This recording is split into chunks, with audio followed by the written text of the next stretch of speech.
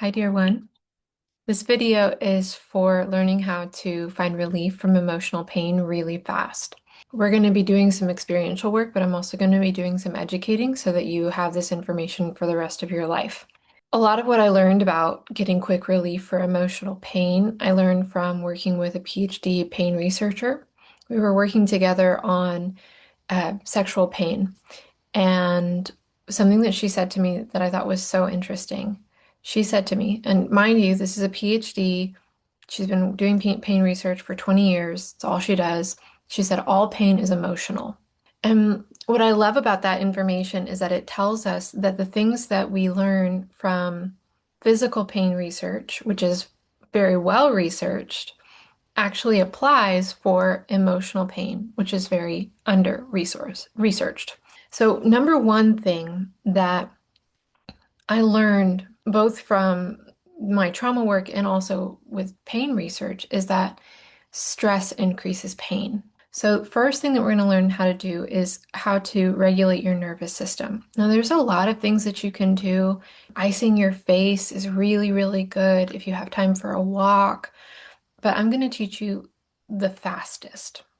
The fastest way to regulate your nervous system is using your breath. There's a few different models that work, but I like the box breath, which is 4 counts in, 4 counts hold, 4 counts out, 4 counts hold. The main obstacle with this practice is that you don't do it because the mind thinks like, oh, there's so many problems and this circumstance is so terrible and that I can't feel better just because I'm taking deep breaths. But neurology tells us differently. Everything we know about the nervous system, about emotions, tells us differently. You can actually feel better. Here's the thing though. Do you want to feel better? Do you just want what you want, or do you want to feel better? So if you want to feel better, breathe with me and start integrating this into your practice throughout the day. Set a timer so that you stay regulated, you don't spin out on stress, and that will decrease your pain in the moment and also over time. So we're going to breathe together and we're going to do the box breathing. So if you go ahead and do that for a full minute, you'll notice an immediate decrease in pain. Next thing that we're going to talk about is, what is your mind doing? I mentioned this, but we got to be really honest and keep an eye on the mind, because the mind is going to tell stories. And I'm going to explain this loop so that you really can become very powerful very quickly, not just in this one area, but if you've ever had any issue with being able to control your emotions or having thoughts that spin or negative thought loops or patterns like not believing in yourself or low self-confidence, really any kind of emotional, mental misalignment, mindset problems, emotional problems, mood disorders, even anxiety, depression, anything like that, this will help. So I'm going to teach you how the mind works, and then we'll translate it into some things that you can do. All the time we are experiencing input, sight, sound, touch, taste. All the time things are coming in that our mind is interpreting as dangerous, interpreting as safe, interpreting as not important. Those are kind of the categories. Either it's an opportunity, which triggers the survival system, it's a risk, which triggers the survival system, or it's neither, and we don't really notice it. So this input and these decisions about what is safe, what is dangerous, what's not important, it largely comes from past information, comes from past experiences. And this is just what's in the body.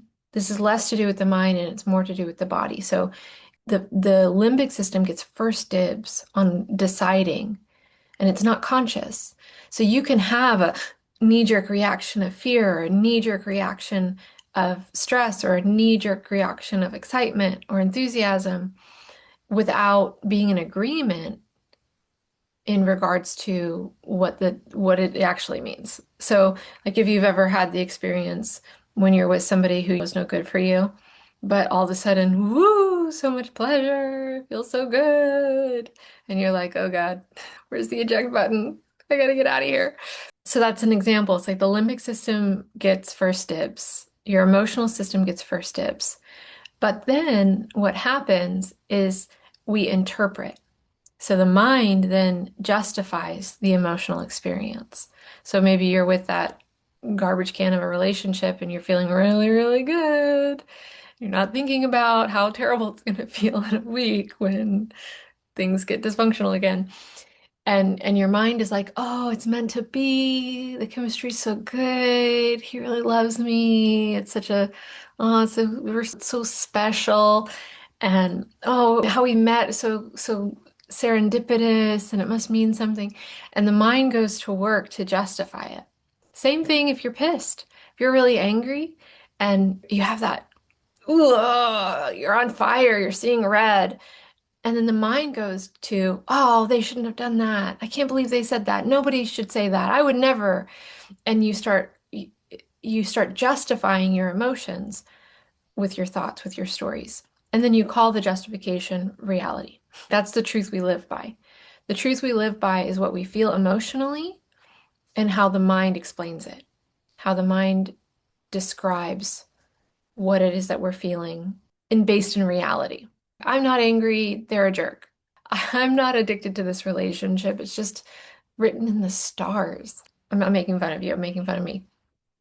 So, knowing that, we can add in another layer remember when I said that the mind is constantly receiving input through our senses. So the sixth sense is our thoughts. So our mind, our limbic system, our emotional system is receiving all of the sensory input, and then it's receiving our thoughts. So what happens there is that we end up getting a feedback loop, a self-fulfilling prophecy, it's sort of like the emotional system goes, "Ooh, this seems pretty dangerous," and then the mind goes, "Oh, it's dangerous? Okay, yeah. Oh, I see how it's dangerous." And then the emotional system goes, "Oh, you think it's dangerous? Oh, it must be really dangerous." And you got a little echo chamber going on. You notice this symbol of crazy? This is very accurate. Mind, heart, mind, heart, mind, heart. Just chatting it up, getting more and more amped, getting more and more hyped, getting more and more in agreement with each other while reality just, carries on. Being able to interrupt this with the breath is really helpful. Another way that we can interrupt this is if we can notice sensation without interpretation. So you walk into the room where that fella is, and whoo, look at my heart rate. That's fascinating. Sweating, that's interesting. Feel warm and gooey in all kinds of places in my body right now. Having a lot of sensations. And you don't take it further. You just observe what's happening in the body and you don't make it mean anything.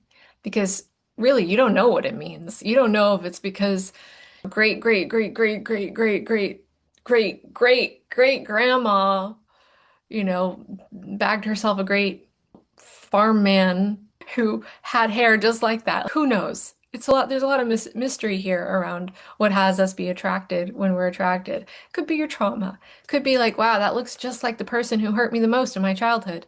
He smells like that. Who knows? We don't need to figure all that out right now. What we want to pay attention to is, can we feel our pain and not do anything with it? So you've got some practices, some guided exercises in this little bundle that'll help you do that. But I want you to understand the principle and the value of it. So if you can manage to be with sensation and not make anything of it, not make it mean something, doesn't mean I'm in love, it doesn't mean I'm in danger, it doesn't mean anything, anything, anything. And just having a sensation, it'll move. It changes. So if you're in a lot of pain, if you can just sit with the pain and not add story to it, the pain will subside. So helpful, right? That sometimes will be waves. So the sensations will come up in waves, and it'll feel almost like, am I ever going to get to the bottom of this? It can sometimes feel like steam coming out of your body, or you might sweat, it might be tears. But if you really can be strong in your practice of not adding momentum to it, not adding thought to it, it will subside and you'll get to the bottom and you'll have peace underneath. Come on, y'all. Can we all like root for that? Peace in our hearts, peace in our minds. Yes. Okay. So another component of this part is that these signals of the body, they come up for a purpose. They're coming up to give you a little warning. It's a very instinctually based, very survival based thing we're talking about here. What we're talking about here is the body saying, hey, there's berries over here, or hey, there's a tiger over here. Pay attention. Hey, some kind of signal that is mm, deeper, older than what you can consciously recognize. Something is signaling, hey, pay attention. So that's exactly what we want to do. We want to pay attention. But the quality of the attention matters. If we respond to fear, we get more fear. But if we respond to fear with curiosity, with open-heartedness, then the fear moves through and you actually get the wisdom underneath. Sometimes it takes a while, though, of feeling and letting go and feeling and letting go and feeling and letting go before you get the nugget, before you get the wisdom, especially when it's related to trauma. It can take a long time. It's not a long time relative to my work, not long time relative to traditional psychotherapy. Long time like minutes, sometimes hours. Sometimes you need to do it several times, but you will get the nugget. You'll get the wisdom underneath it of like, oh, I know what I was responding to. And sometimes the wisdom is about what needs to happen next, the behavior, but more often it's wisdom about ourselves. Wisdom like, oh, that's not right for me. That's not my preference. This is my preference. Or, ooh, I still got some stuff going on about that thing that happened when I was really young. And now I know that that's playing in my system and I can tend to it and then I can actually be more present. So the quality of the attention that we provide those sensations matters a lot. We want to be calm and we want to be open-hearted and we want to be a good listener. Have you ever had the experience of going to somebody to tell them how you feel about something and they immediately have a solve? They immediately maybe are afraid of what you're feeling. They want to fix it. Maybe they think there's something wrong with how you're feeling. Maybe they want to comfort you. It's like they come at you real quick, come at you with judgment, come at you with solutions, come at you with, and they can't just be with what you're saying. How are you at that with yourself? Can you be with what your body is saying? The way that you would hope a friend would be with you, the way that you aspire to be with a friend. Can you listen? Oh, hey, I hear you. Heart's beating fast. Got it. What else? Tell me more. With interest, without resistance, with curiosity, without fear. And I do this practice, so I know I'm not asking. This is not for sissies. This is not for the weak of heart. Sometimes, especially when you're when you're in a breakup or you've lost somebody, it's like sitting in the fire. It's so intensely sensational. And just to give a little bit of validation, a little bit of kindness here, we are wired for bonding. It is the most just right up against our nature. It is our nature to bond. And the breaking of a bond is traumatic by nature. We're not designed for breaking bonds. We're designed for building bonds. We're designed for tribe. We're designed for I know you from the day I am born till the day I die. And we live together and we support each other. And we have many thousands of years of that. And then very recently do we have this I live in my own box, you live in your box.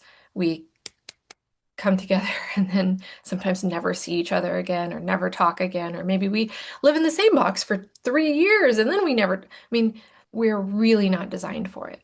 So if you're going through this and you feel like you're crazy, if you feel like you're not okay, that's normal. Unfortunately, it's not you that's broken, it's the way we do socializing that's broken, or at least we're not caught up with it yet. Our nervous system, our survival system is not caught up with it yet. So give yourself some credit. You're going to get through it. You can evolve your system really quickly. It's one of the things that we're doing right now so that it won't be so traumatic, so that you can move forward faster, so that you move forward with less suffering. But just know that what you're going through is legitimately horrible. It's legitimately horrible. Even if you're like, thank God I got out of there, it doesn't matter, actually. It doesn't matter. Breaking the bond is always not what we're designed for. So we're listening with that compassion. We're listening with kindness. We're listening with patience. We're listening with interest. We're listening. You want to listen to your your breakup pain or your lost pain, you want to listen to it the way that you would listen to somebody you're really into on a second date or a third date. The way that you lean in and you're like, tell them, I want to know everything about you. If I could just get in your skin and like do a tour of your brain and your emotions and know just exactly who and what you are and how you feel about everything forevermore, that's what I want to do. You actually could do that with yourself. Know yourself that way. Know yourself that way. Sit with the sensation and know what you're feeling. Give it that patience, give it that kindness, give it that compassion. So let's do it now. How am I doing? One way to keep it organized is to scan down and then scan back up. How am I doing? What are the sensations I've got going on? As you're doing it, keep breathing. Nice breaths. Box breathe or just nice deep breaths. So even an interpretation like, oh, I've got this tightness in my heart. Yeah, I've got, why did I close my heart? Like that, even that. It's like, it's something that's just a moment. Even if it's a habitual sensation, it's just a moment. It can change tomorrow. It can change in the next minute. It's our thoughts that make it more stable, make it more permanent. We build infrastructure around it. Don't need to do that. Just notice the sensation and see if you can stay with it. Give it some space and some permission. All right, we're not going to spend a ton of time here because you actually get guided through those practice in other places. The next thing that we want to look at is what are the quality of our thoughts? Are the quality of our thoughts that are they like daggers? Are you stabbing yourself in your heart with your thoughts? Think about things that you probably would never say to a friend, and don't say those things to yourself. An example might be, I'm never going to love again. Or, I can't believe I put myself in that position. I'm such an idiot for not seeing the red flags. Or, he didn't stay because I have too many issues. If you have those kinds of thoughts going batting around in your mind, it's like having a little monster in your mind that's like using you as a punching bag or using you as it's like the whipping boy.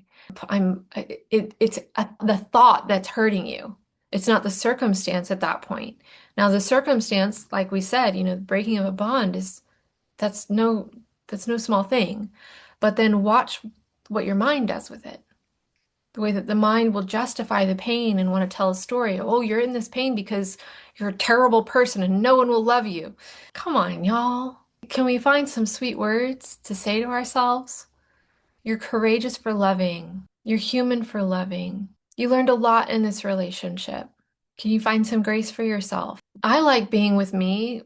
Surely there's someone else out there who will also like being with me. I'm fun. I'm loving. I have such a good heart. I know I have such a good heart. I love and I'm proud of how good of a heart I have. And if you've got some stuff going on where you kind of immediately go, oh, but that got me into trouble, can we just say, let's not take score yet.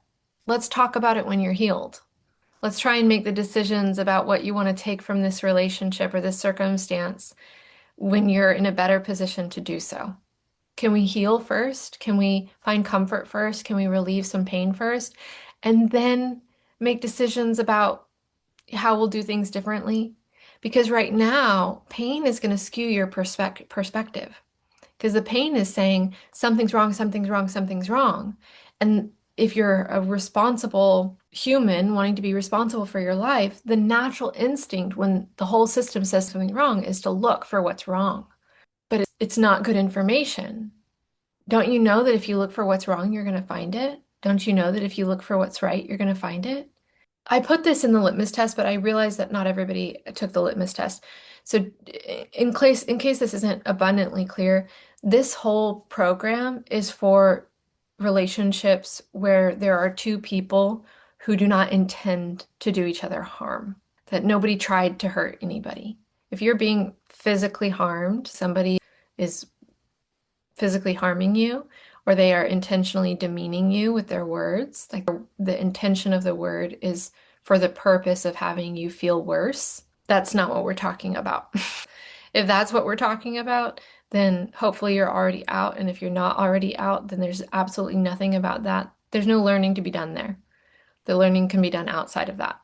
But if we're talking about two people who are doing their best and maybe their best isn't working, or maybe their best didn't work, It's normal to want to look for what went wrong, but it's not helpful.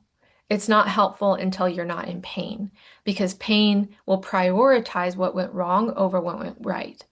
And in the long run, really and truly in the long run, the lessons that you learn from what went right are the lessons that matter more for the next relationship. If you learned to love a little deeper, if you learned to trust a little bit more, if you learned to be a little bit more yourself, if you learned more about partnership or conflict resolution, or you learned how much fun it is to have somebody who likes to be physical or who's entrepreneurial, or you learned something, that's really good information. The lessons that we learn from pain are more like, never love again. Close your heart. No one can be trusted. And that's not ultimately true, and it's not where we want to build our house. So if you can soften up trying to figure it out in the early stages of a breakup and heal your heart, and then later on, you can do sifting and sorting and discernment and trying to understand the relationship from a much more rational place and a much more generous place. I can tell you, like, from my experience, I almost always have an apology call coming. When I've gotten out of relationships, almost always, at some point in my healing process, I look back at what happened and I'm like, oh man, I owe you an apology. Usually, usually a little ways out, like 3 months. Once my heart's all the way, whew, I'm okay, we're all good. And I just want you to know that was on me. That's clarity. That's generosity. That's emotional maturity. That means I'm growing from the relationship into a person that I'm more excited to be. I'm more proud of who I am at the other side of this relationship than I was before it. I trust myself more. I like myself more. I'm more ready for what I'm ready for. Versus if you're making these kinds of decisions out of pain, it's going to be a lot of shame, a lot of blame, a lot of being hard on, and then you carry that into your next relationship. You start looking around like, who's gonna hurt me next? So not only are those thoughts not productive, but they also do increase your pain. So we're going to go over this one last time really quickly. So first, we want to regulate the nervous system. Lots of ways to do that. Physical activity is great. The fastest, easiest, most accessible way is through your breath. Doing this regularly is a really good idea because it becomes habitual. Number two, see if you can pay attention to sensation and meet sensation with kindness, with friendliness, with curiosity. Don't try and do anything about it or analyze anything. Number three, monitor your thoughts. Can you get a good thought going on in your mind? Can you get encouraging, kind thoughts going? If you've got a lot of trash talk internally, just shh. You don't have to cut that arm off. Just shh, and then replace it with something that is more true. And then the last thing is that we want to be putting off any lessons learned. We don't want to be analyzing the relationship at this juncture. We want instead to be healing your heart, taking care of your emotional well-being. Okay, really nice work. You've got some homework to do. So go do your homework and feel some relief. Find some relief from this thing you got going on.